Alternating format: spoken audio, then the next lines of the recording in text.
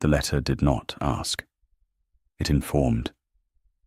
It lay on the breakfast table of the dower house at Marshwend, folded once, sealed in the grey wax the family man of business had used for 30 years. The Dowager Duchess of Chasewood read it. Then she read it again. She set it down beside her cooling tea, and for a long time she said nothing at all. Edith Harton waited. She had learned to wait. A companion did not ask what was in a letter. She poured, and she buttered the toast that would not be eaten, and she kept her eyes on the window where the moor began. "My grandson," Ursula said at last, "must marry." "Yes, Your Grace." "By his 32nd birthday, which falls in the spring." The old woman's mouth thinned. "Or Marshwend passes to a cousin he has met perhaps 3 times, a cousin who would drain the marsh for pasture and turn out every soul on it. That is what my late son wrote into his will. He thought it would make Augustus sensible. It has only made him harder." Edith said nothing. There was nothing a rector's orphaned daughter could usefully say about the marriages of dukes. But she understood the shape of it. A man with a knife held to his own house. A date on a page, and a wife required before it, like a signature at the foot of a deed. She thought it a cold way to arrange a life. She did not say so. "He comes here within the fortnight," Ursula went on, "to look at the estate before he decides anything. Quietly. He does not wish to be announced." She looked at Edith then, sharp under her lace cap. "You will keep that to yourself." "Of course." "Good girl." The dowager picked up her tea again. "Now. The hens have got into the herb bed. Pip is barking at them from the wrong side of the glass. Take him out before he wakes the whole parish." So it was that Edith Harton went on to the moor that morning with a small dog, and no idea at all that her life had just been set in motion. She was 23, and the world had never once looked at her twice. There were reasons, or so the world would have told you. She was too tall for the fashion.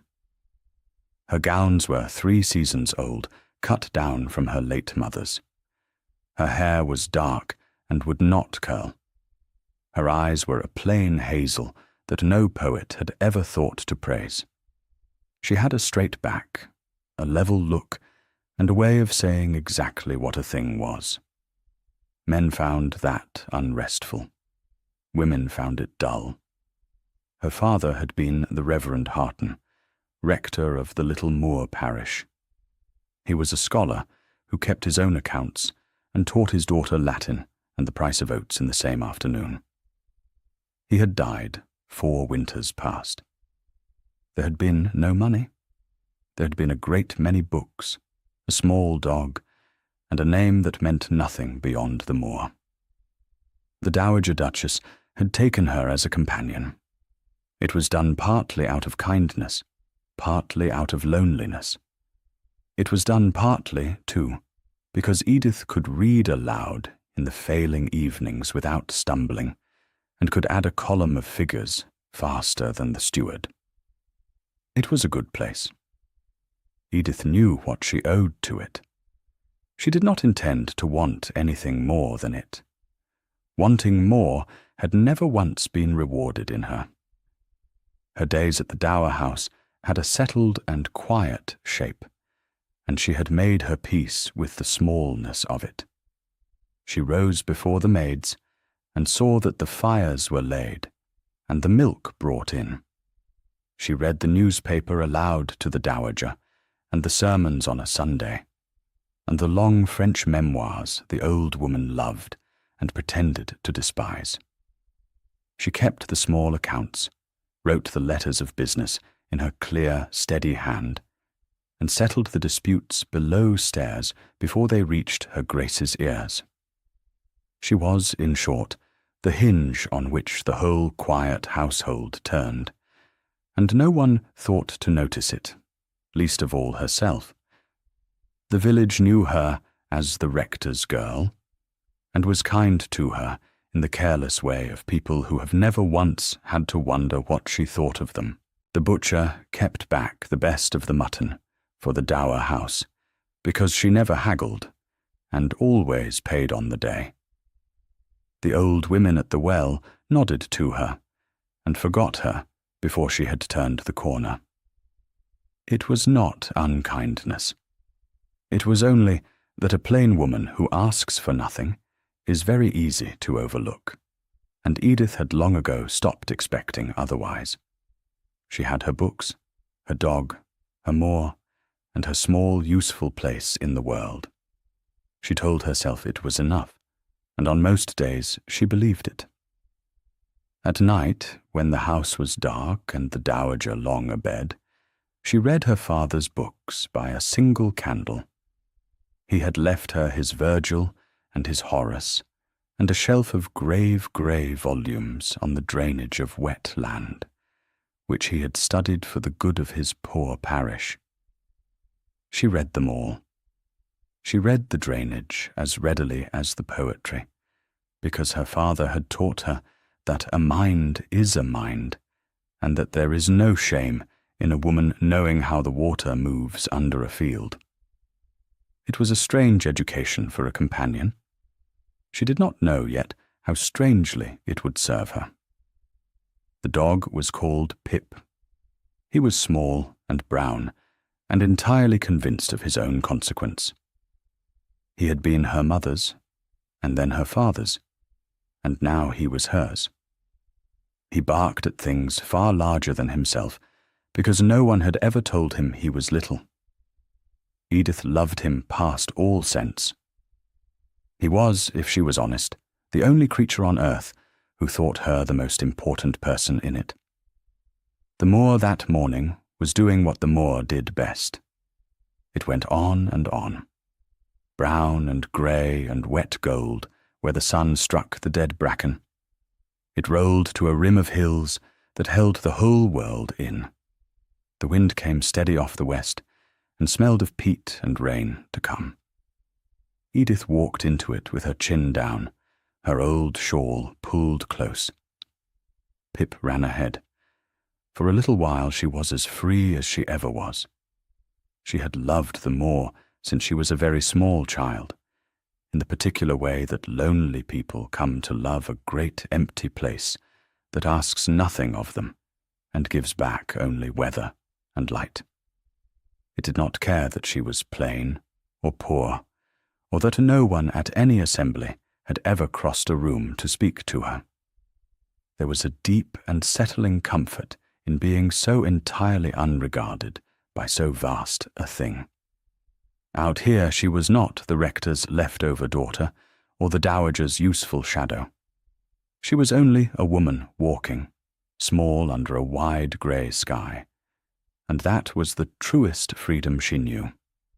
She would have told you, that morning, that she wanted nothing more from life than to go on walking it in peace until she was as old as her Grace, and she would have believed every word. She thought, as she walked, about the letter. Not about the Duke. The Duke was nothing to her. She thought about the date at the foot of it. She thought how strange it was that a man could own so much and still be told, by a dead father's hand, exactly when and how to give his life away. She had thought her own poverty a kind of cage. Perhaps a title was only a larger one, with the bars set further out. Then Pip stopped. He went stiff, and he began to bark as though the end of days had come up out of the heather. Edith looked, and her heart gave one hard knock against her ribs. Coming down the slope toward them was the largest dog she had ever seen. It was a wolfhound, grey and rough-coated, tall as a small pony at the shoulder. It moved with the loose, easy stride of a thing that feared nothing that walked. It could have taken Pip in its jaws like a partridge. And Pip brave idiot, Pip, planted his 4 small feet and told it exactly what he thought of it, in a voice that carried half a mile. "Pip," Edith's own voice came out thin. "Pip, come here. Come here now." He did not. Of course he did not. The wolfhound came on. It slowed. It lowered its great head to the level of the small, furious animal. Edith could not breathe. She did the only thing she could think of. She stepped forward and put herself between them. "That will do," she said to the enormous dog. She used the voice she kept for the dowager's temper, the steward's excuses, and the hens in the herb bed. Firm, not afraid, or not showing it. "That will do. He's very small and very foolish, and he means none of it. Go home." The wolfhound looked at her, and then it did a thing that stopped her heart for a different reason. It sat. It folded its long grey legs and sat down in the wet heather at her feet. It leaned the whole vast, warm weight of its head against her knee, and it sighed. Pip stopped barking out of sheer astonishment. "Bracken." The voice came from up the slope. A man's voice, low, not raised, with something in it that expected to be obeyed. Edith looked up. He stood perhaps a dozen yards off, and she had not heard him at all. A tall man in a plain dark coat gone grey at the seams. Good boots, much worn. A hat pulled low. Not young. 31 perhaps, though something about the eyes made him older. Hazel eyes, she saw when he came nearer. Dark hair, with the first frost of grey already at the temples. On a younger man, it would have looked like worry. On him, it looked only like weather. "Bracken," he said again. "Come away." The wolfhound did not come away. It leaned harder against Edith's knee and looked at the man with a patient dignity, as if to say the matter was settled and there was no more to discuss. The man stopped a few feet off. He looked at the dog. He looked at Edith, and something moved at the corner of his mouth. Not a smile, the almost of one. "He does not do that," the man said. "Do what?" "That." He nodded at the grey head against her knee. "He does not sit for anyone. He barely sits for me. Perhaps he is tired. Perhaps." But he was still looking at her in a way she did not know how to hold. She looked down at the dog instead. She laid her ungloved hand on the rough grey head, and the tail thumped once against the heather. "Yours?" she asked, to say something. "Mine. He's very large." "He is." A pause. "Yours?" A glance at Pip, who had recovered his outrage and was now conducting it from the safety of Edith's skirts. "He believes he is very large," Edith said, which comes to much the same thing. And the almost became, for one unguarded instant, an actual smile. It changed his whole face. Then it was gone, packed away like a thing not to be wasted. He touched his hat. "You have the advantage of me," he said. "I am new to these parts. Come to look over the estate. My name is Chase." She did not think anything of the plainness of it. Half the men of business in the north were called things like Chase. She dipped the small curtsy that cost her nothing. "Edith Harton. I keep company for the Dowager Duchess. At the Dower House." She nodded down the moor to where the low grey roof showed among the stunted thorns. "If you are come about the estate, sir, you will find it in a sorry way. I will not pretend otherwise. You would see it in an hour for yourself." He went very still. "Would I?" he said. "You would. The marsh drains have been broken these 3 years. The water has come up into the low fields, and the low fields were the best of them. 4 cottages stand empty at Sedge Row, for no man will keep a family where the damp rots the walls by Christmas. The home farm turns a loss. The steward is honest but old and tired. There has been no master here to tell him it matters. She heard herself and stopped. I beg your pardon. It is not my place to say. No, he said slowly. It is not. But he did not say it as a reproof. He said it as a man turning a stone over to see what lived beneath. You know the estate? I know the moor. I have walked it all my life. I keep the dowager's small accounts. I hear things, and I have eyes. She lifted her chin. It is a good place, Mr. Chase. Or it was. Or it could be. It only wants someone to care whether it lives. The wind moved between them. The wolfhound sighed against her knee. The stranger looked at her for a long moment with those hazel eyes, and Edith had the sudden odd sensation of being seen. Actually seen, the whole of her. The plainness, the straightness, the temper, and all, for perhaps the first time in her life. It was not comfortable. It was not comfortable at all. I hope to God you are right that it can live, he said quietly. Good day, Miss Harton. He whistled, low. And this time the wolfhound rose, reluctant, and went to him. It looked back twice at Edith as it went.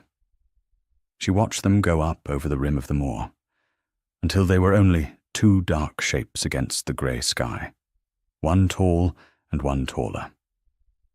Then she gathered up her indignant lapdog and walked home. She did not tell the dowager she had met the new man of business, because there was nothing to tell. She could not have said then why her heart was beating so. It was only a stranger on a moor, a man of business come to count the ruin and go away again. She had spoken to him as she spoke to everyone, plainly, and he had listened as though her plainness were a rare and welcome thing, and that was all. Men did not remember a tall, dull woman past the turning of the path. She had learned that lesson too many times to unlearn it now, for the sake of one grey morning and a pair of hazel eyes. That was the trouble with being always overlooked. You forgot what it felt like to be looked at. And when at last a pair of hazel eyes rested on you, as though you were worth the resting, your foolish heart mistook it for something it could never be. She told herself so, firmly, all the way home. She did not quite believe herself. She noticed that she did not, and was cross about it, and walked faster. The next morning, the dowager sent her into the village with a basket of physic for a sick tenant and a list of small errands. It was market day, and the little square was full of talk, and the talk was all of one thing. The great house was to have its master again at last. The Duke of Chasewood was coming north, and by the spring he must take a wife or lose the whole of it. So the will ran, and the county had chewed the story to rags already. They do say he's a cold one, said the draper's wife, measuring out thread. 10 years in London, and never a thought for his own people.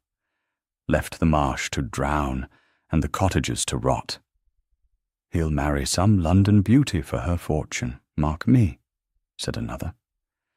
And she'll never set her satin shoe on the moor above the once. And the cousin will have it in the end, and we'll all be turned off for sheep. Edith paid for her thread, and said nothing for a while. Then she found she could not hold her tongue, which was ever her failing.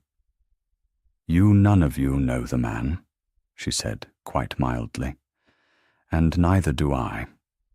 But I know the land, and I will tell you that the marsh can be brought back, whoever holds it, if only someone with sense and a little heart takes the trouble. It is not too late for Sedge Row. It is not too late for any of it. I should be slower to bury a place that is only sleeping. They looked at her, a little startled, the rector's plain, quiet girl speaking up so warm. Then they laughed, kindly, and let it go, because what could she know of dukes and drainage? Edith took up her basket and went home across the moor, and did not tell them she had only the morning before met the cold London Duke himself in a coat gone grey at the seams. She did not tell them because she did not, herself, yet understand it. She only knew that a stranger had looked at her as though she mattered, and had knelt in the mud of a drain like a man who meant to do something. The whole hard story the village told did not fit the man she had met at all. She thought about it all the long walk home. She was still thinking about it when the roof of the dower house came in sight, and she made herself stop because it would not do. A companion did not spend her days thinking about a man of business, whatever his eyes were like. That evening, the dowager was in a talkative humour. She kept Edith long over the cards, and spoke a great deal of nothing, in the sly way that Edith had long since learned to read. It meant the old woman was thinking of something else entirely. At last she laid down a losing hand with great satisfaction. Her grandson, she remarked, would be at the great house within the week. The county would no doubt make a circus of it. She herself intended to hold a dinner, and see for herself what manner of man 10 years in London had made of the boy she remembered climbing the limes. "You will help me with it, of course," the dowager said, watching her over the fanned cards. "You have a genius for making a poor table look like a rich one, which is a talent I have been driven to admire in my old age. And you may look at him yourself and tell me plainly what you think, for I trust your eye above any flatterer's in the 3 ridings." "I am sure his grace will be everything the county hopes," Edith said, gathering the cards, "and nothing that it fears." "Are you?" The old woman's eyes were very bright. "How wise you are for a girl who has never so much as laid eyes on the man." She said no more. Edith thought no more of it. Neither of them named the tall stranger in the grey-seamed coat, because the one did not know, and the other was far too clever to say. It was a small, quiet evening, like 1,000 others in that house. Edith would remember it, afterward, as the last of the old life, the last before everything she had made her peace with began, very quietly, to come undone. We'll take a very short break. If you don't want to miss new stories, please subscribe to the channel. The great house at Marshwend was a beautiful thing, dying by inches. Edith went up to it 2 days later, at the dowager's command, to help the housekeeper make an inventory. "Augustus will want to know what is left," Ursula had said. "What has been sold, and what the damp has taken. Mrs. Selby cannot read her own writing. The steward cannot climb the stairs. You will go. You have a good hand and a hard head. Take the small dog. He amuses me less than he thinks." So Edith went up the long neglected drive, under limes that had not been pollarded in a decade, and saw the house whole for the first time in years. It had grown from the land, as the great houses of the north did. Grey stone quarried from the moor itself, long and low and strong, with tall windows that took the western light. Once it had been kept like a jewel. Now the gravel was green with weed. Shutters hung crooked. A whole wing stood closed and blind, its rooms sheeted and cold. The fountain in the forecourt held only black leaves and rain. And yet, standing in the empty hall with the light falling in long bars across a floor no one had polished in a year, Edith felt the house the way she felt the moor. It was holding its breath. It had been holding it a long time. It was waiting for someone to come home. She set to work. Mrs. Selby, the housekeeper, was glad past speech to have another pair of hands, and a person who did not flinch from a ledger. Together they went, room by room, through the living part of the house.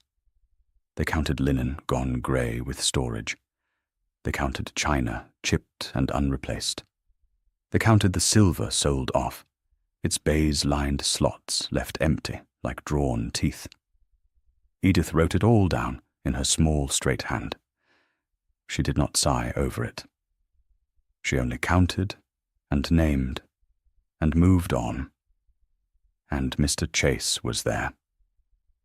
He came and went without ceremony, walking the estate with the old steward, and riding out to the flooded fields. He knelt in the mud by the broken drains, with his coat off and his sleeves turned back, which no man of business Edith had ever heard of would do. The Wolfhound Bracken went everywhere at his heel, a grey shadow. Every servant on the place gave the great dog a wide, wary berth, except Edith. Bracken had appointed himself hers. He would leave the man's side to come and lie across her feet while she worked. He groaned like a fallen wardrobe and would not be moved. Pip, after 2 days of fury, had decided the Wolfhound was an idiot beneath his notice, and now slept curled between the great grey paws as though he owned them. It was, Mrs. Selby said, the most ridiculous thing she had seen in 40 years of service. That hound, she told Edith, low over the linen press, put a keeper in his bed for a week last month for coming too close to the master's horse, snapped a groom's sleeve clean off, but he lies down for you like a lamb. I never saw the like. Dogs know their friends, Edith said, and thought no more of it. She should have thought more of it. The dog knew what she did not. They fell into the habit of speaking, she and Mr. Chase. It began with the estate, because the estate was the only thing they had. It began there, too, because she alone of everyone at Marshwend would tell him the truth of it. The Loach family at Sedge Row, she said one grey afternoon, meeting him in the yard. You mean to turn them out? The steward's list has their cottage marked to be pulled down. The cottage is falling down on its own. Then build them another. They have been on this land 4 generations. The man Loach knows every drain and sluice on the low ground. He knows them better than any surveyor you could send for. Turn him out, and you lose the one head that remembers how the water used to be managed before it broke. She folded her arms. And there is a child. Suki. She is 6. She brings the eggs up to the dower house on a Friday. She calls me the tall lady, and she is afraid of nothing. If you pull her home down over her head to save a builder's bill, I shall think very poorly of you, Mr. Chase. I shall not trouble to hide it. He looked at her for a moment, the almost smile again, at the very corner. You would not, he agreed, hide it. No. Nobody speaks to me as you do, Miss Harton. Then somebody should have, long since, she said. She went in out of the rain. She did not see him stand a while longer in the yard, looking after her, the Wolfhound leaning against his leg. Little Suki Loach came the next Friday with the eggs. Edith took her into the great kitchen out of the wet. She gave the child bread and honey. Suki sat swinging her legs and told a long, serious story about a frog she had known and lost. Mr. Chase came through on his way from the cellars and stopped in the doorway, unseen. He watched the tall, plain woman kneel to wipe honey from a tenant child's chin. He watched her take the tail of the frog with perfect gravity, as though it were a matter of state. He watched the wolfhound that would let no one near it lay its head in the little girl's lap. It did so because Edith's hand was on its back, and Edith had made it plain the child was safe. He did not come in. He went away very quietly. But something in his face had changed, and it did not change back for a long time. That evening, Edith learned the truth of him. She did not learn it gently. The dowager kept a dinner. It was the first the house had seen in 3 years, and it was got up in a hurry. Word had come that guests were arriving from London. Expected guests, the dowager said, with a look Edith could not read. Edith was not a guest. Edith was there to see the plate laid right, the sad old rooms lit, and to keep out of the way. She wore her 3rd best gown, which was her only gown that was not for church. She stood in the shadow by the service door as the carriages came up the drive. 2 people came into the hall out of the cold. A gentleman, florid and hearty, whom Edith did not know, and a lady. The lady was the most beautiful woman Edith had ever seen, golden and small and finished like a piece of the London jeweller's art. She wore a travelling costume, the colour of a dove's breast that had cost, Edith thought numbly, more than the whole broken estate would clear in a year. She came in on a wave of scent and warmth and light. She looked about the shabby hall with a smile that took in every fault and forgave none of them. "Marguerite," said the dowager from the stairs, in a voice with no warmth in it at all. "You are very prompt." "Dearest Duchess." The beautiful woman glided forward. "How could I be otherwise? When dear Augustus wrote that he was here at last, I flew. I quite flew. And then Mr. Chase came down the stairs. Except that he was not dressed as Mr. Chase. He was dressed as Edith had never seen him. Black coat cut close, linen white as frost. Everything plain and everything perfect. The plainness of a man who has no need to prove anything to anyone. He came down the stairs of that dying house as though he had been born on them, because he had. "Your Grace," said the florid gentleman, bowing. "Chasewood," said the beautiful woman, and put out both her gloved hands. Edith stood very still in the shadow by the service door. The Duke of Chasewood took the beautiful woman's hands, because there was nothing else to be done in a full hall. And over the golden head, for one instant, his hazel eyes found Edith's across the room. She saw that he knew she had heard. She saw that he had not meant her to hear it so. She saw, in short, everything, all at once, the way one sees the whole of a country in a lightning flash, then stands in the dark. "Mr. Chase, come to look over the estate." She had told the Duke of Chasewood that his own house was dying. She had told him to build the Loaches a cottage. She had told him that nobody had ever spoken to him as they should. And all the while he had let her believe he was a clerk. Edith set down the candle branch she was holding very carefully so that it did not shake. She went out through the service door into the cold passage. She stood there with her back against the stone until she could breathe. She was not a woman who cried. She had learned long ago that tears were exactly what the world wanted from a plain, poor girl, so that it might feel sorry and do nothing. She did not cry now. But her hands were cold, and something under her ribs had a crack in it that had not been there an hour before. And she was honest enough with herself, standing in that dark passage, to know what it was. She had let herself be seen, and she had been a fool for it. He found her the next morning on the moor. She had gone out early before the guests were down, because she could not sit in the house. Pip ran ahead. The mist lay low on the heather. The whole world was the colour of a pearl.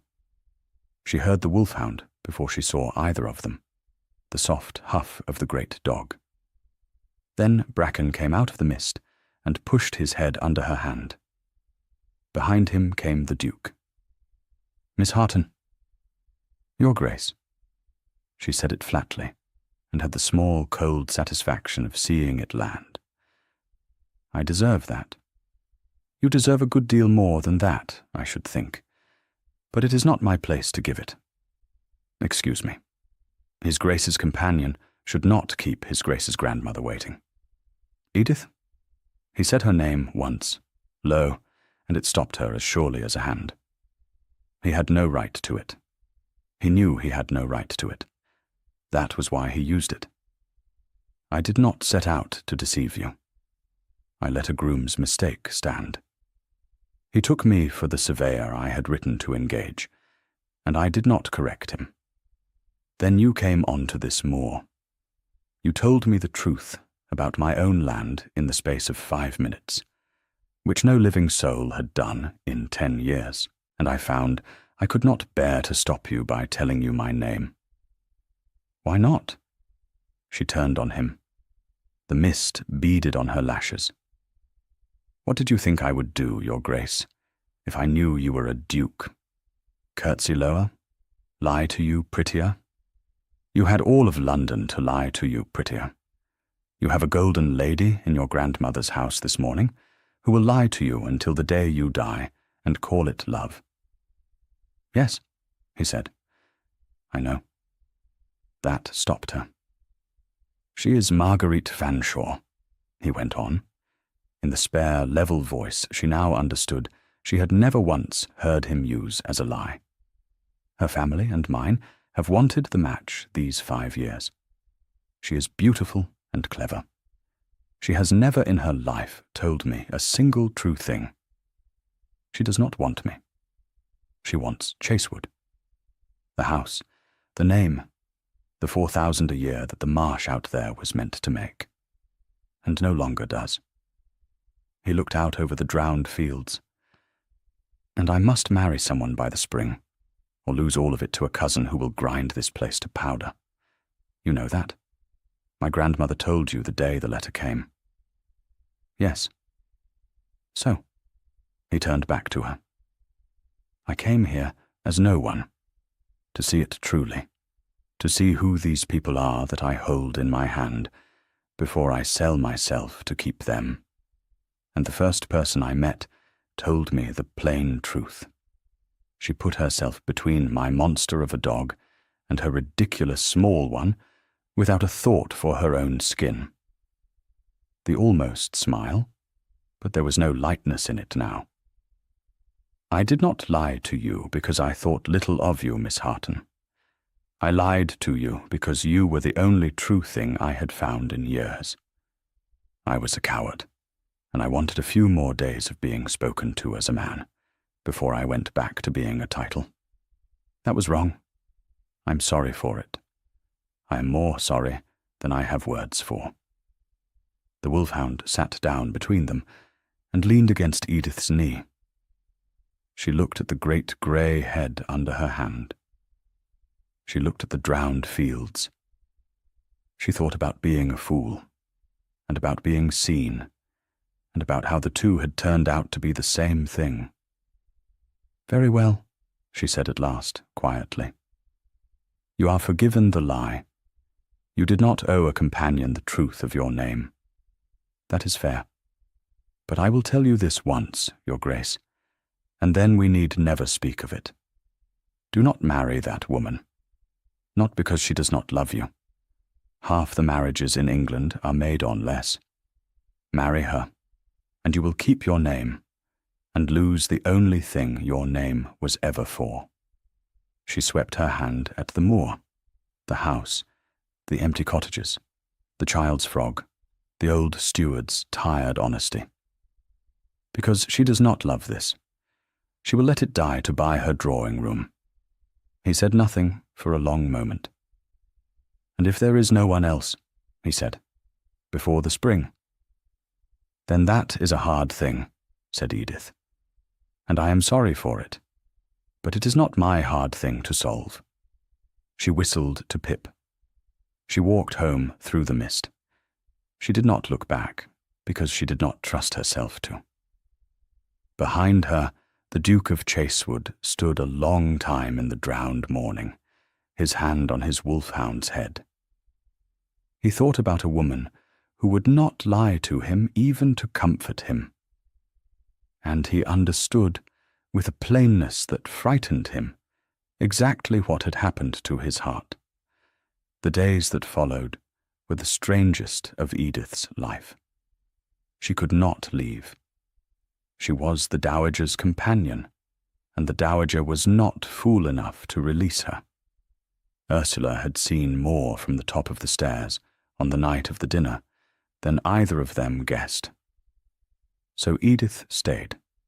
She counted linen, added figures, and walked the moor. And every day she was in the same house as a man she must not think of, and a woman who watched her with golden, narrowed eyes. For Marguerite Fanshawe had noticed. Marguerite Fanshawe noticed everything. She began kindly, as her kind always did. She sought Edith out. She admired her needlework. She asked her advice on the wretched country roads. She called her "Dear Miss Harton," in a voice like warm honey. And under the honey, so light you might have thought you imagined it, the small blades went in. "How clever you are with the accounts," she said, watching Edith at the ledger. "I could never. But then, I have never had the need, thank heaven. How fortunate that you have your little skills to fall back upon, situated as you are. A woman quite alone in the world must make herself useful, mustn't she? Or what would become of her?" "She must," Edith agreed, and went on adding, "And how devoted the servants are to you, and the animals, even that dreadful hound." Marguerite's smile did not move. "One does hear that a certain kind of woman has a gift for making herself indispensable to a household. It is a gift I confess I have never troubled to learn. But then, I have never needed a household to take me in out of charity." She rose in a drift of scent. "Do go on with your sums, dear. You do them so wonderfully fast." Edith went on with her sums. Her pen did not falter, but she understood the shape of the thing now, as she had understood the shape of the letter on the first morning. Marguerite Fanshawe had seen the way the Duke's eyes went to the plain companion. And Marguerite Fanshawe, who had a ruined marsh to buy, was not going to permit it. The Dowager saw it too. Ursula saw everything from the top of her stairs. "That woman," she said to Edith one evening, laying down her cards, "is frightened. She does not seem frightened, Your Grace. The dangerous ones never do." The old woman's rings clicked on the table. "I have known Marguerite Fanshawe since she was in short skirts. Her father gamed away 3 estates and a good name. There is nothing left but the house on the square and the credit of it. The credit runs out at midsummer. She must marry money by the spring, or she and her mother go to some cheap town abroad to hide from the tradesmen. She has staked everything on my grandson. Everything." Ursula picked up her cards again. "A cornered creature is not less dangerous for being pitiable, Edith. Remember that. It is more." Edith remembered it. She had cause to, before the end, because through all of it, the honeyed blades, the watching eyes, the closing spring, the other thing went on. The slow, quiet, impossible thing. The Duke did not court her. He was far too careful, far too honourable, far too aware of the golden trap set in his own drawing-room. To do anything so ruinous to a poor companion's name was unthinkable. But the estate went on needing saving, and Edith was the one who knew it. So they worked. They rowed out to the broken drains together, with the old steward and the tenant Loach. Edith held the plans, while the men argued. It was Edith who saw the thing at last. The great sluice at the low end had been built wrong 40 years before. It had been fighting the water ever since. They walked the empty cottages, and she told him which could be saved, and which were past it. They sat over the ledgers in the cold estate office until the candles guttered, the Wolfhound across both their feet. And slowly, room by room, field by field, they made a plan to bring the drowned land back to life. There was one evening she would remember all her life, though nothing happened in it that the world would have thought worth remembering. The rain was on the windows, and the estate office was cold, and they had been 3 hours over the low-ground plans, and the old steward had long since gone to his bed. She spread her father's grey drainage volume open on the table, and showed him the diagram of a working sluice. She traced with her finger how the water was meant to fall away by its own weight, if only the gates were true. "My father taught me this," she said.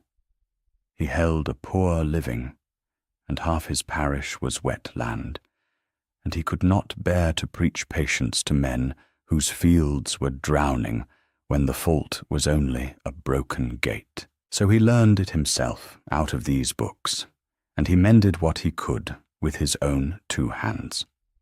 He used to say that a clergyman who could not read a drainage plan was of very little use in the fen country." The Duke was quiet a moment. "And he taught it to his daughter. He taught everything to his daughter. There was no one else to teach, and he thought a mind ought not to go to waste for the accident of being a woman's." She closed the book. "I have never had the smallest use for the accomplishments a lady is meant to have. I cannot paint a screen or play above 2 tunes. But I can tell you within a foot where the water will stand on your low ground after a week of rain, which is worth rather more this spring than a painted screen." That brought the almost smile to the very corner of his mouth. "It is worth a great deal more than a painted screen," he said. "I begin to think it is worth more than most of what I own." He looked at her across the guttering light, and for a moment neither of them spoke, and the rain filled the silence, and the great dog sighed on their feet. Then he looked down at the plans again, because he was an honourable man in an impossible position. There were some things a duke bound by his father's will could not say to his grandmother's companion, however much he wished to. Edith gathered her father's book to her breast, and rose, and wished him a good night, and went out into the rain to walk back to the dower house. She did not let herself think about the way he had looked at her. She thought about it the whole way home. In the doing of it, he thawed. She saw it happen the way you see spring come to the moor. Not all at once, but a softening, a green edge on the grey, a day when you notice the birds are back and cannot say when they returned. He began to talk. Not much. He was a spare man, and always would be. But he told her, one evening over the ruined accounts, why the marsh had been let go. "My father loved it," he said, low, turning a dry pen in his fingers. "He drained it and made it the best land in the county. When he died, I could not set foot on it. I let London swallow me for years, rather than come north, rather than stand in the fields he made, and feel him gone." He set the pen down. "I told myself I was too busy. I told myself the steward could manage. I let 4 families rot in the damp, because I could not bear to be sad in a beautiful place. A pause. You said, that first morning, that the estate wanted someone to care whether it lived. You were speaking of the drains. But you might have been speaking of me. I have not cared whether much of anything lived, Miss Harton. Not for a very long time. Edith was quiet. Then she said, "And now?" He held her eyes in the low red glow of the dying fire, and did not look away this time. Bracken stirred between them, and laid his heavy head across her shoe. Somewhere in the house, the golden woman was waiting. "Now," said the Duke of Chasewood, "I find I care a great deal, which is the most inconvenient thing that has happened to me in 10 years. He rose before she could answer, because they both knew what could not be said. He called his dog. The dog would not come. Bracken lay across Edith's feet and looked at his master with sorrowful, obstinate love. In the end, the Duke went out of the room alone and left the Wolfhound where it had chosen to be. Edith sat a long time after he had gone, the great grey head heavy on her feet. She understood that she was in very serious trouble. She understood, too, that there was nothing she could do about it that would not end in her own ruin. A duke did not marry his grandmother's companion.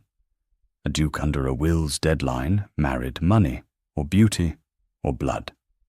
She had none of the three. She had a plain face, and a straight back, and a small dog, and a way of telling the truth. None of it was worth an acre of drowned marsh in the eyes of the world. So she resolved to do the only decent thing. She would help him save the estate. The estate deserved saving. The Loaches deserved their cottage. And then, when the plans were drawn and the work begun, she would ask the Dowager for a character, and she would go. Somewhere south, somewhere she had never walked the moor with him. She would go before the spring, before the wedding, before she had to stand in the shadow by the service door and watch him marry Marguerite Fanshawe and smile. It was a good plan. It was a brave plan. She got as far as telling the Dowager she wished to seek another place. The old woman looked at her with shrewd eyes and said, "No." And that was the end of that. The Dowager had her reasons, and they were reasons Edith could not see, because they concerned Edith herself. From the top of her stairs, and from the window of her morning room, Ursula had watched the two of them for a fortnight. She had seen a great deal more than either of them supposed. She had seen how the cold London stranger, who had come north like a man going to his own hanging, unbent by inches when the plain girl was in the room. She had seen how his eyes went to the door before he knew he was watching for it. "That hound has more sense than the pair of them," the Dowager said to Mrs. Selby one afternoon, the two old women standing at the window like conspirators. "Look, it will not leave her, and he will not leave off looking at where it lies. A dog and a duke, both undone by a rector's daughter in a made-over gown, and neither with the wit to know it." "She means to go, Your Grace," said the housekeeper, low. "She spoke of it to me. Says there is no place for her here, come the spring." "She will not go," said the Dowager, "if I have anything to say to it. And I have a great deal to say to it. I buried a son who married for duty and was miserable to the end of his days. I will not watch his boy do the same to spite a will." She turned from the window, her rings clicking on her stick. "Say nothing to her.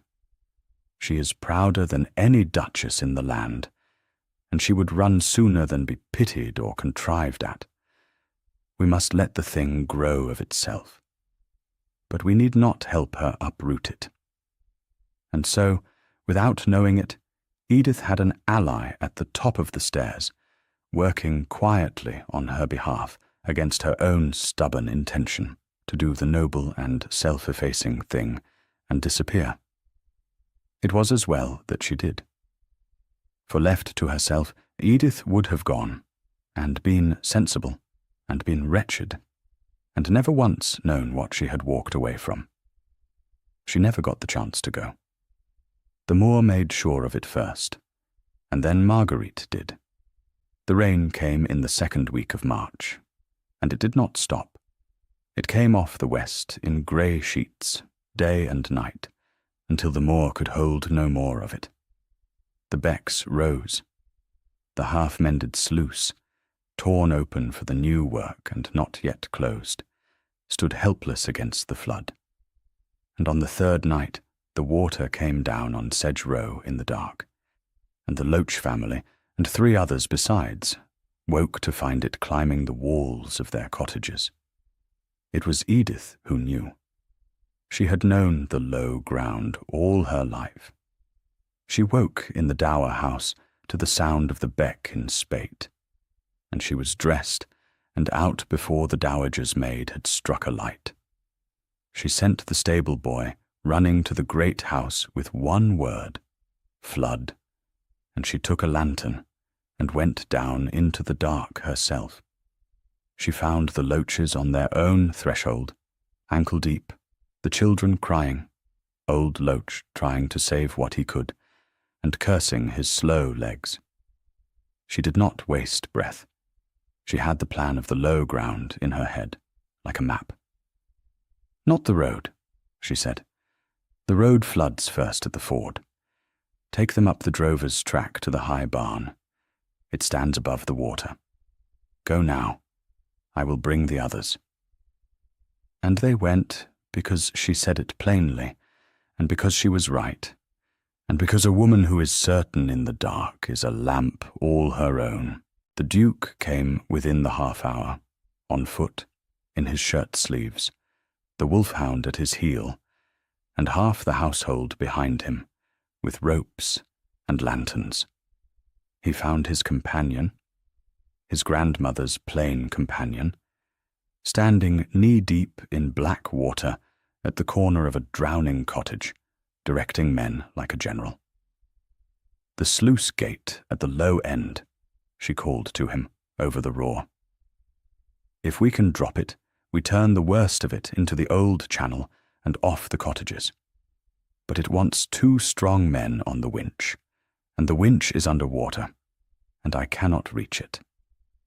He did not ask how she knew. He had stopped asking that. He went into the black water with the tenant Loach, and between them, feeling blind along the drowned frame, they found the winch and dropped the gate. And the flood, cheated, drew off sideways into the old channel that Edith's own eye had traced weeks before on a dry plan by candlelight. The cottages held. Not a soul was lost, not a beast, but a single hen. By grey dawn, the worst was past. The tenants were dry in the high barn.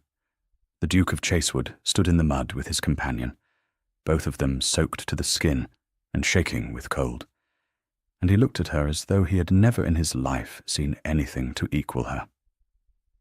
"You saved them," he said. "We saved them, and the sluice saved them.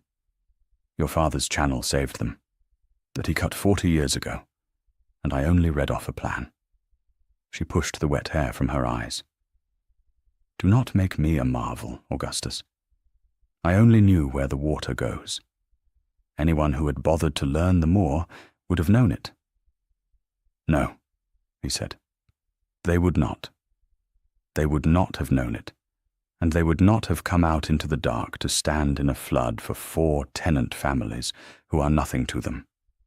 Do not tell me it was only knowledge. I have known clever people all my life. I have never once known one who would do this." She had no answer for that. So she did the sensible thing, and sneezed, and let him wrap his sodden coat around her, which helped neither of them, and mattered a great deal all the same. Marguerite Fanshawe had not come out into the flood. She had slept through it in a dry room, and she came down late to find the whole house talking of the plain companion who had saved Sedge Row. And that, more than anything the Duke's eyes had ever done, was what decided her. The blow, when it came in the cold drawing-room.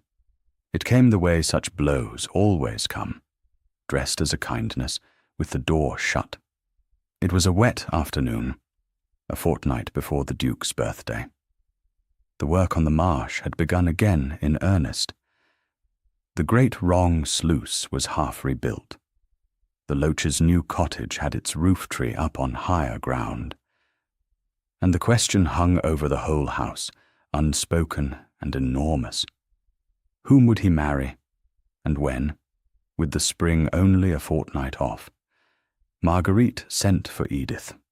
A footman brought the message. Miss Fanshawe would be glad of Miss Harton's opinion on a matter of the household, in the small drawing-room, at 4.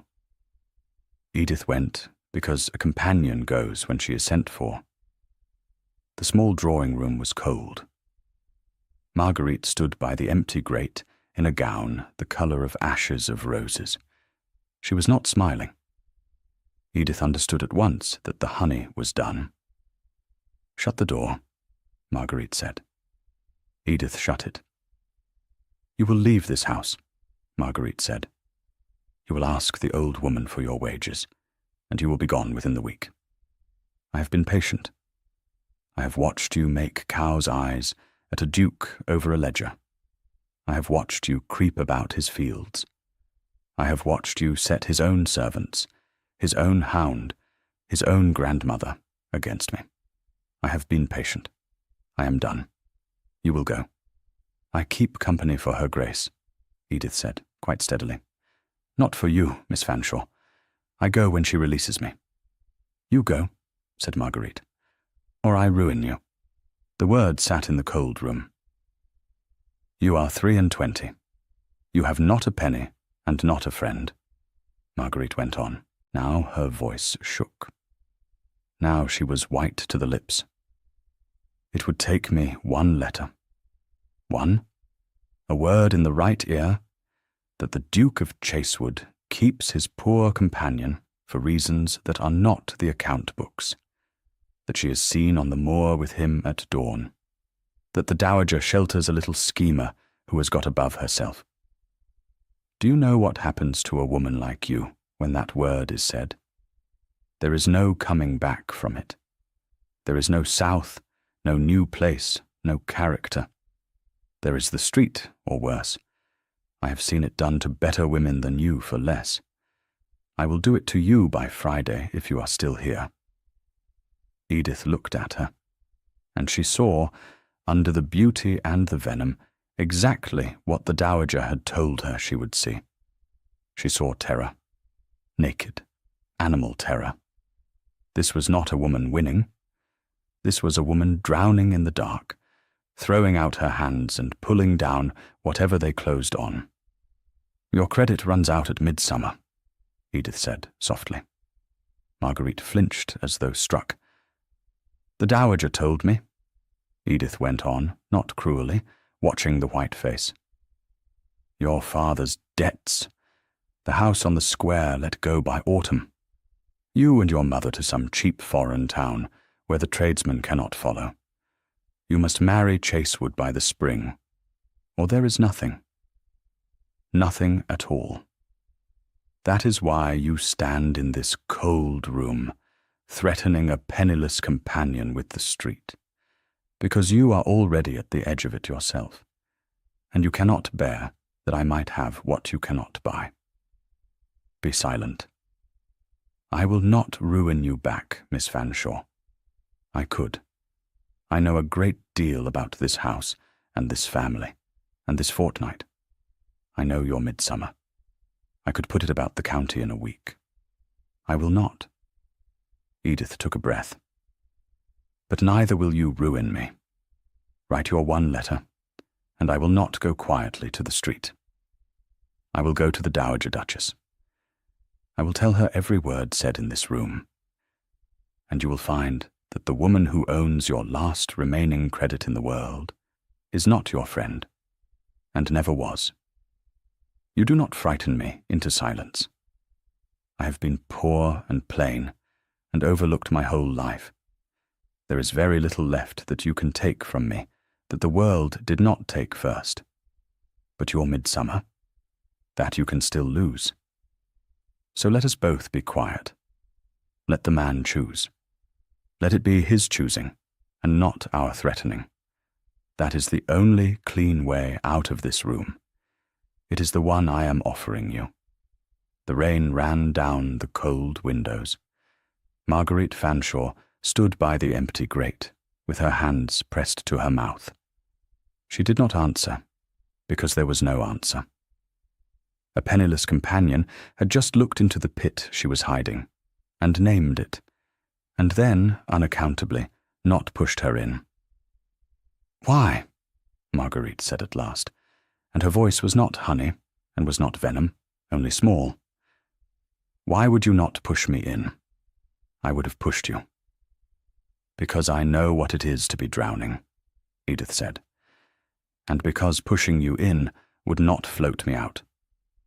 Good afternoon, Miss Fanshawe." She opened the door. She went out. Her legs held her the length of the passage, up the stair, and into her own small room. There they gave. She sat down on the edge of her narrow bed, with her hands shaking. She had just made the most dangerous enemy of her life, and shown her the one mercy that might, or might not, be remembered. She did not know that the Duke of Chasewood had been coming to the small drawing-room himself on some errand of the house. She did not know he had heard, through the unlatched door, the whole of it. Every word. Both women's. He had stood in the passage and had not moved. He had heard Marguerite threaten. He had heard Edith refuse to be moved, and then refuse to strike back. And he had understood, standing there in his own cold house, a fortnight from the ruin of everything he owned, that he had already made his choice. He had made it weeks ago, on a misty moor. He had only been waiting for the courage to say so. He did not go into the room. He went to find his grandmother. What passed between them, Edith did not learn for a long while. But the Dowager Duchess, who had wanted this from the top of her stairs since the night of the dinner, heard her grandson out and set down her cards, and said only, "At last. I had begun to fear you were as great a fool as your father, God rest him. Go and ask her properly. And Augustus, let it be her choice. She has had precious few of them. Do not take this one from her by making it easy." The Duke of Chasewood came for Edith at dawn, on the last day but one before his birthday, on the moor. She was there because she was always there at dawn now. It was the only hour that was hers. The mist was down. Pip ran ahead into the pearl-grey world. Then she heard the great soft tread, and Bracken came out of the fog and leaned his head against her. Behind him came the Duke, plainly dressed as he had been that first morning, coat gone grey at the seams. It was as though he had put off the title on purpose, to come to her as a man. "Miss Harton." "Your Grace." "Augustus?" he said. "My name is Augustus. You have never once used it. I should like, before I say what I have come to say, to hear it in your mouth at least the once, whatever your answer is, so that I know you are answering the man, and not the title." She looked at him a long time in the mist. "Augustus," she said. He closed his eyes for a moment, as though she had given him something. "I am to be married in the spring, or lose everything," he said. "You know it. All the world knows it. And every soul in that house, and half the county, expects that I will marry Marguerite Fanshawe. because she is beautiful and well-born, and it was arranged when we were both children. Because a man in my position does not marry his grandmother's penniless companion, not even to save his soul. They are quite right. It would be talked of for 20 years. It would cost you your good name for a season, and cost me nothing but gossip, which I have never cared a straw for. It is, by every law the world keeps, impossible. Yes, said Edith. Her voice was not quite steady. I heard you, he said. Yesterday, in the drawing room. I did not mean to. The door stood open. I heard her threaten you with the street. I heard you refuse to break. Then I heard you decline to ruin a woman who would have ruined you without a second's thought, because you knew what it was to drown. He took a step closer. Bracken sat down between them, leaning on Edith's knee, as he had that first day, the first witness, still keeping his own faithful count. And I understood that I had spent 10 years surrounded by people who told me pretty lies. I understood that I had come home to a dying house, and found the one person in England who would tell me the truth even when it cost her, who would give comfort even when she was owed cruelty, who would put herself between the monster and the small foolish thing without a thought. And I understood that I would be a greater fool than your dog if I let the world's opinion cost me that. Augustus, let me finish, or I shall lose my nerve. I have had to find a great deal of it to walk out here. He drew a breath. I do not offer you a rescue, Edith. I have thought about how to say this. There is no way to say it that does not sound like one. So I will only tell you the truth, and trust you to hear it plain, as you always have.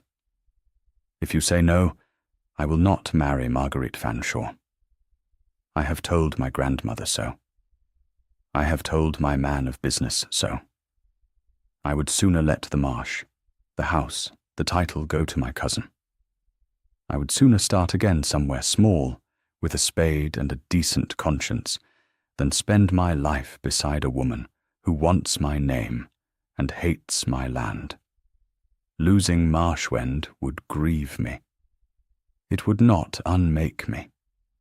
This is not a plea to save my inheritance. My inheritance is not the question.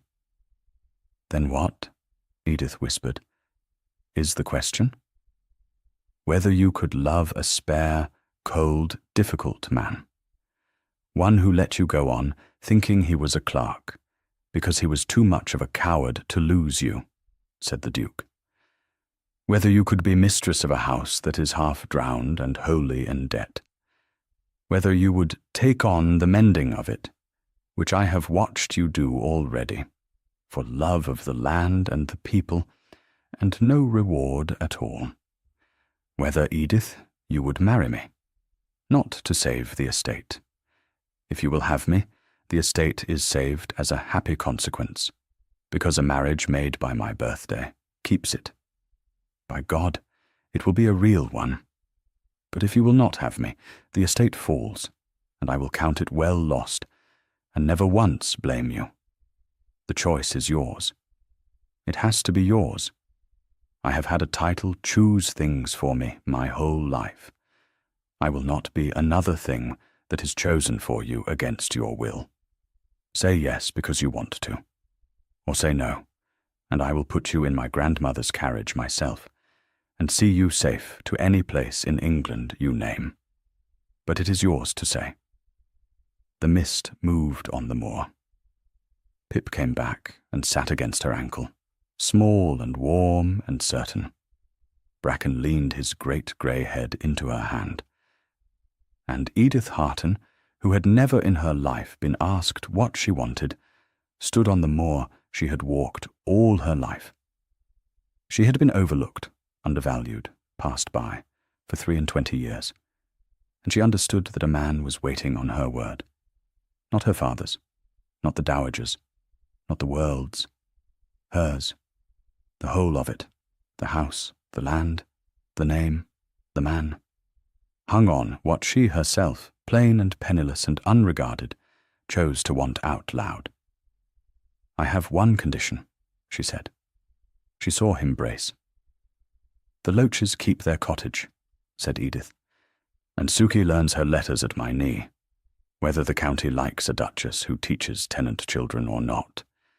And you will never again let me go on thinking a thing that is not true, Augustus.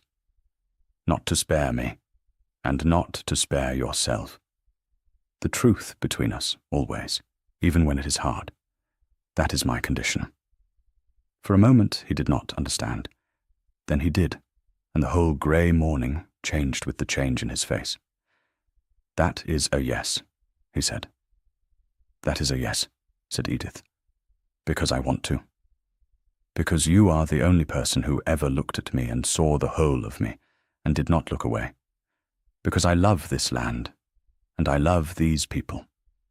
And, God help my sense, I have come to love a difficult, spare, cold man.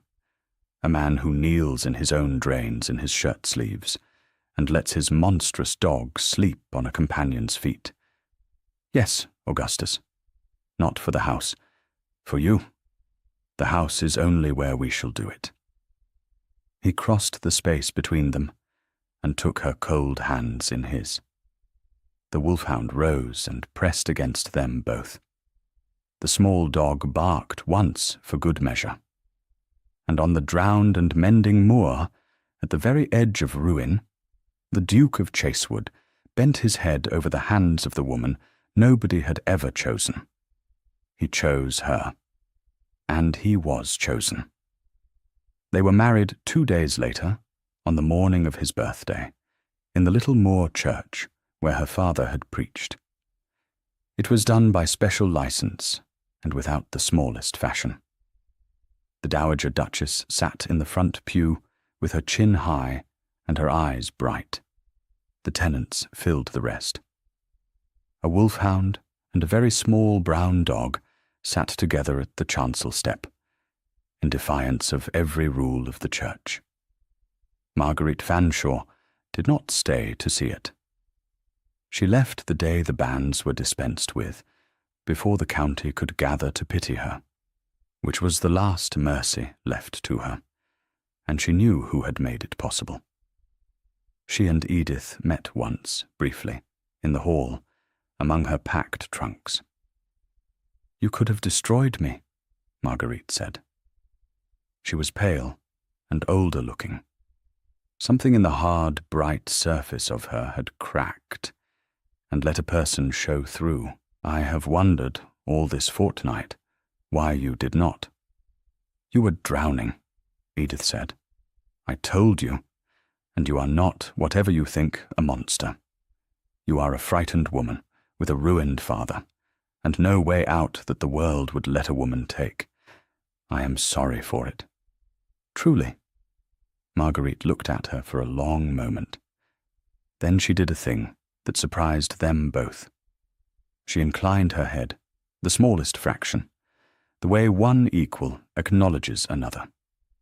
"He never once looked at me," she said, "the way that dog looks at you. I told myself it did not matter. It was the only true thing I said in this house." She drew on her gloves. "There is a widower, in Bath, old and dull and kind and solvent. My mother has been at me about him for a year. I have been too proud. I think I shall stop being too proud. A ghost of the old, brilliant smile. It is not what I wanted, Duchess. I suppose you will be Duchess by Thursday. But it is dry land, and I have you to thank that I go to it with my name still whole enough to make the match. I shall not forget it. I do not think I shall trouble you again." She did not. She married her dull, kind widower in Bath before the year was out. She was, the Dowager reported with dry satisfaction, a good deal happier than she had ever expected to be, and considerably better tempered. Dry land had agreed with her. The Duke settled a small sum on her father's oldest debt, quietly, so that no one need know. He did it because Edith asked it of him. He did it because he found he could refuse Edith nothing. He did it, too, because a man who has been saved from ruin can afford to be generous to those who did not manage it. That was the last of the Wolfhound's lessons, though he did not say so aloud. Mercy costs less than you fear. It buys more than you know. The marsh came back. It took 2 years. The great wrong sluice, built false 40 years before, was torn out and set right. The water that had drowned the low fields for a decade drew down into its old channels. It left behind the black, rich land that Augustus's father had loved. The empty cottages filled. The Loach family kept their home, and old Loach, who remembered the water as no surveyor could, became the man who kept the drains, and was proud of it to the end of his days. The home farm turned a profit in the 2nd year. There was a particular evening in the 2nd summer that Edith kept folded away in her memory like a pressed flower, an ordinary evening that had no business being so beautiful, and somehow was. She stood at the edge of the reclaimed low ground with her husband as the light went long and gold across the barley. It grew now where the black water had once stood. The swifts were cutting the warm air above them, and the 2 dogs lay in the stubble at their feet like old campaigners who had won a long war. Neither of them said anything for a great while, because there was nothing that needed saying that the field itself did not say more plainly. She understood then what her father had meant all those years ago, when he had bent over his grey books and spoken of drowned land as something that could be brought patiently back to life. The Duke stood in the low field with his wife, and could at last be glad in a beautiful place without being unmade by it. That, Edith thought, was the truest mending of all.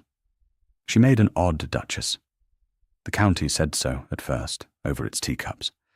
A plain thing, a rector's daughter. No fortune, no fashion. She taught the tenant children their letters at her own knee of a Friday, and walked the moor at dawn in a shawl 3 seasons old. But the county came round, as counties do. The drowned estate that had been a byword for ruin became, within 3 years, a byword for good management. And the plain duchess had a way of looking at a person, tenant or earl, that saw the whole of them, and did not flinch, and did not fawn. There is nothing so disarming in the whole world as being truly seen.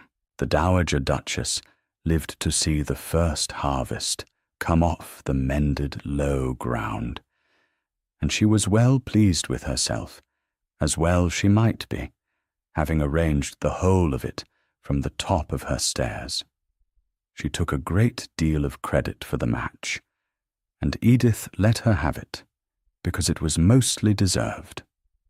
There is no kinder thing you can give a clever old woman than the knowledge that her cleverness has borne fruit. She had wanted, she said, only one thing in her last years. She had wanted to see the boy happy before she went, and to see the cold house warm again, and she had lived to see both. It was, she declared, more than most women got, and she was content. She grew frail by degrees, in the gentle way of the very old. And she died in her sleep one soft spring night, with her grandson's hand in one of hers, and her grandson's wife's hand in the other. It was the one grief the happiness could not undo, and Edith did not try to make it less than it was. Some costs are real, and are paid, and are carried afterward with a kind of tenderness. That was one. The little tenant girl, Suki Loach, learned her letters at the Duchess's knee. She grew up clever. She went one day, years on, to be a schoolmistress herself in the town. That happened because a plain woman, who had once been overlooked, had knelt in a great kitchen and wiped honey from a child's chin, and decided the child was worth the trouble. It was a thing the will could not have written, and the marsh could not have grown. It happened only because someone bothered to look. On the morning after his birthday the first year, the Duke of Chasewood woke early and could not find his wife. That birthday had been a knife at the throat of everything. It had passed, instead, into an ordinary, happy day. He found her on the moor. The mist was down, pearl grey, the way it had been the first morning. She stood in the heather, in her old shawl, the small brown dog at her feet, looking out over the low fields, where the water was drawing down at last off his father's land. The wolfhound had gone to her, as the wolfhound always would. He stood leaning the whole grey weight of his head against her, the first witness, still faithful, still keeping the count he had kept from the beginning. Augustus came and stood beside her, and did not speak. Some things are better said in silence, in gesture, in what is not said. She had taught him that, among a great many other things. The will had asked a date. It had wanted a signature before a birthday. A wife got like a deed, to keep a house from a cousin. It had thought that love was a thing you could compel with a clause and a calendar. It had been wrong about that. Her father's cold letter on the first morning had been wrong. The whole hard bargaining world had been wrong. In the end, the date had not mattered at all. Only the choosing had mattered. Only that a woman nobody had ever chosen had stood on a moor and been asked at last what she wanted, and had said it out loud for herself. This. Him. Here. The mist lifted a little off the mending land. The small dog barked at nothing, out of pure high spirits,